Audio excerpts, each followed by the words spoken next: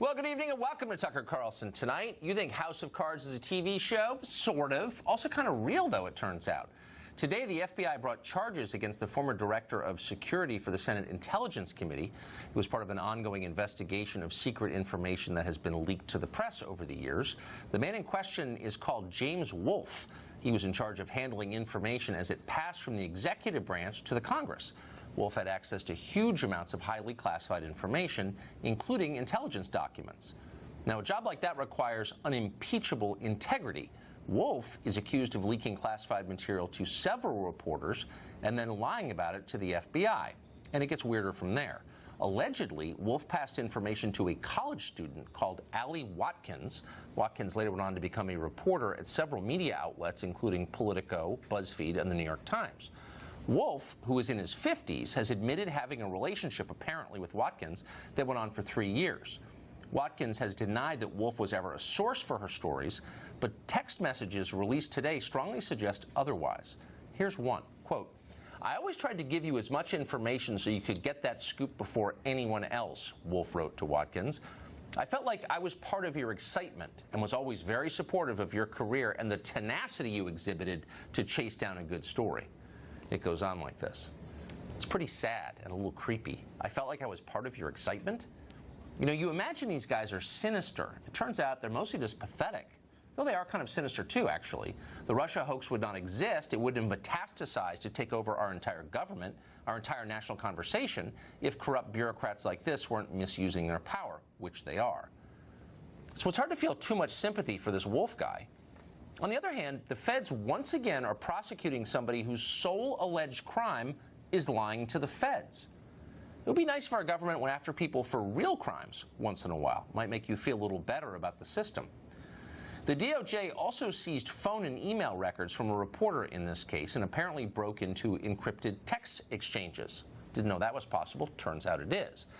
This all looks a lot like what the Obama people used to do. It was worrisome then, and it's worrisome now.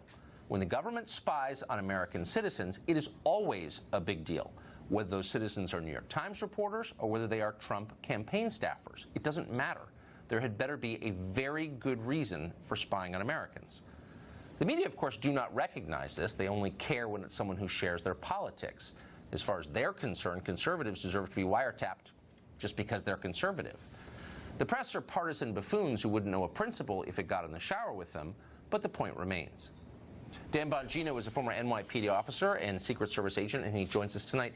Dan, if you would, since I know you follow this story more carefully than anyone I know, put this in context for us. How does this Wolfe character fit into the larger story? Well, Tucker, the name of Carter Page he was relatively anonymous in this scheme. Carter Page had assisted the FBI in a prior case where they locked up a Russian spy in the Buryakov case. But the name was relatively unknown at that point. Wolfe's the one who leaks the existence of the name Carter Page. Oh, well, if the name was there, leaks the name to Allie Watkins, who then writes this story. The story is then, this is where it gets ugly, Tucker, and this is why the press has zero credibility in this at all. That story by Watkins is then cited repeatedly to advance the Pravda-like media propaganda story that Trump's cooperating with the Russians because Carter Page, now that they have the name, was a Trump foreign policy advisor. This was used over and over again. This is this circle of lies and deceit we see. And I agree with you. Your opening statement's spot on. I have a libertarian spine, and I don't care who's in office. I am always concerned about the freedom of the press. Period, full stop. But what I find absolutely hypocritical is media Pravda-like phonies complaining now about government overreach while you've been dead silent on spying, on the prosecution of Mike Flynn, on all of this stuff. Give me a break. You forfeited your voice to talk a long time ago. Spying, but it wasn't spying. Remember that? When a paid government informant gathered information secretly on 3 separate Trump campaign officials and sent it back to the government without telling the Trump campaign. That wasn't spying. That was just the FBI doing its duty, right? You know, it's amazing. I watched your interview, which is a classic, by the way, with police stater Eric Swalwell, the congressman from California, who, when he mentioned spying, you know, he actually said something that was true to you, Tucker. And to be fair, he's not here to defend himself, but he said, hey, we only spy on the bad guys. He was right. Trump was the enemy. This is the new liberal police state mindset. Trump is the enemy, not the Chinese, not the trade relationships with the Chinese, not the Russians. The real enemy was Donald Trump. He was absolutely right. This is the new liberal mindset. Trump is the bad guy, and you're right. As long as you're spying on conservatives, it's A-OK, and we'll play the euphemisms game. No, he was an informant. That's nonsense. He was a spy, and everybody knows it. We used to have trials that helped us understand who was the bad guy or not. I mean, people were accused of things, and then it went before a jury or a judge, and we knew for certain. But now, the accusation is itself considered proof of guilt. When did that happen? Yes, I'm glad you brought this up because, Tucker, remember, this is what frequently gets lost in this. Wolf's related to this Carter Page story. Remember, Carter Page is the entry point for the signals intelligence spying operation, the interception of the emails and texts into the Trump team. Tucker, nobody to this day has provided a scintilla of evidence that there was probable cause of the two things they needed to spy on Carter Page. That he was acting as a foreign agent or on behalf of a foreign agent, and secondly, in violation of U.S. law. Nobody has shown that. Carter Page is out doing cable interviews, probably tonight somewhere. This is nonsense. If Carter Page was guilty, why hasn't Carter Page been charged? I mean, as you just pointed out, his behavior was the pretext for this entire story. So doesn't it tell you something that he's not even been credibly accused of a crime? The FBI and the Department of Justice, Tucker, walked into a foreign intelligence surveillance court, used to effectively the Star Chamber, right? Used to prosecute the worst among us, terrorists, the worst savages on the planet. They bring Carter Page in there to spy on him, and you're right. He's out walking around right now. Matter of fact, the FBI is not interviewing him. I know of no controls on his behavior at all. No, it's true. The answer is because there probably is no indications of criminal behavior at all, and they desperately want that angle of it to go away. And once you talk to Carter Page, as you may have, you realize how sad this whole thing is. I mean, Carter Page was never a Russian agent or an agent of anybody. I'm not even sure what he does for a living. I mean, it's pathetic. Dan, thank you. It's great to see you. Yes, sir. Ethan Behrman is a California radio show host. He joins us for the first time here in Washington, and we're glad to see him. Ethan, thanks for coming in. Thanks, Tucker. Great to be here. So, are you bothered by, and I said it right in the open, I'm bothered whenever Americans are spied upon by their government. Sometimes it has to be done. But there ought to be a really good reason. The press is saying that today. Why haven't they been saying that about the spying on the members of the Trump campaign? Well, because there was a suspicion in the first place that the Russians were trying to infiltrate the Trump campaign. So there is a difference. I have shared that concern that you have. I'm always worried when the government is intruding on our individual freedoms. Remember, the right to privacy is actually still relatively new. 1967 is when the Supreme Court ruled on that. It's not in the Constitution, a right to privacy. But here we have the Russians trying to interfere in our campaign. We know that. It's clear. We have 20 people who have been charged with crimes in the Mueller investigation so far. Carter Page maybe hasn't actually been charged yet, but the investigation's not over yet. But does it bother you that, I mean, this is not an opinion. I think this is a fact from the information we have at hand, that Carter Page was the first link in this now very long chain of the Russia hoax. Well, and so Carter Page's purported collaboration with the Putin government against the U.S. government, that started everything. So why is Carter Page, does it bother you that he's still walking around and doing cable shows, including this one?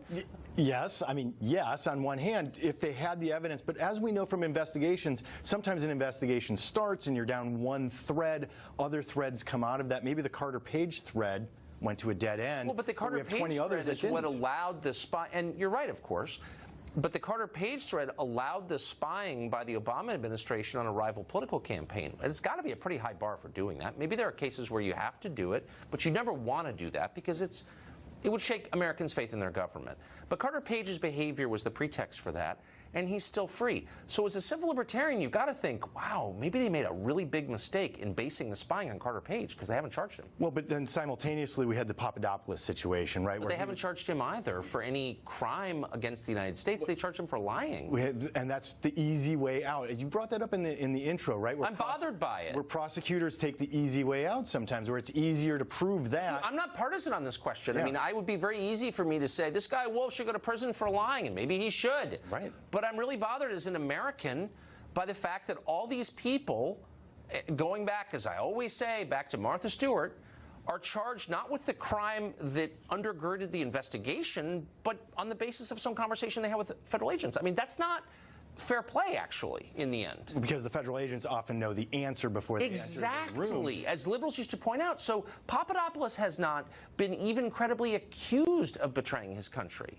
So, like, where's the crime? Where's the real crime? That's a fair question. Ultimately, the crime here is we have Russia attacking the United States. But that's not a crime that the people who are spied upon committed.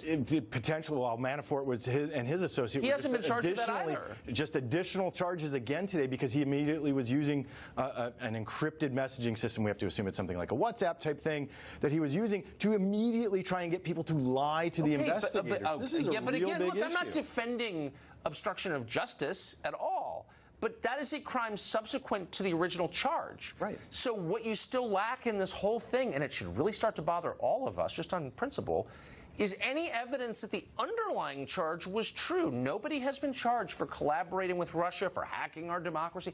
All of that stuff just turns out to be crap, actually. Well, no, there's a difference between provable in a court of law versus the suspicion that something is going on. And I think that's the case with Carter Page at this point. There was a real suspicion going on because of his time in Moscow, his bragging about it, his participation in 2013 or his investigation in 2013. I think there was a lot there, and maybe it just hasn't fully I know, but panned this out. is a law enforcement. I mean, this is not a cable news debate. This is a law enforcement investigation, Right. and the end result ought to be an indictment. If there was a crime, indict the person for it. Prove it. You can't besmirch someone's reputation, make it impossible for him to work again, as they've done to Carter Page, without proving that he committed a crime. And they haven't. They're not even trying.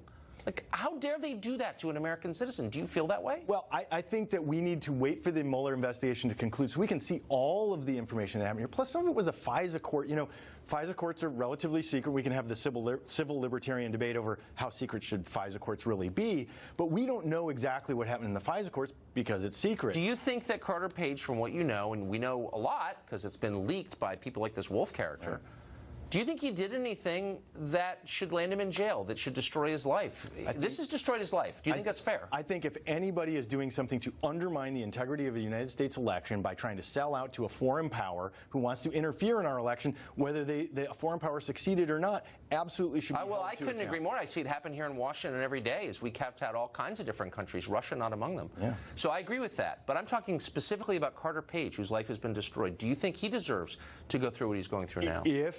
If he was participating in attempting to commit that kind of a crime. But if he wasn't, and they can't prove he was, then don't you think we all owe him a big apology? Like, hey, Carter Page, sorry we wrecked your life. If it turns out maybe you and Monica Lewinsky can go out to dinner and talk about what it feels like. Or the no longer with us Richard Jewell actually is maybe I totally agree. I couldn't agree more. Right, if that is the case. But as of now, we just don't have enough information. Well, I hope someone is honorable enough to apologize to the people who we've destroyed and then discarded.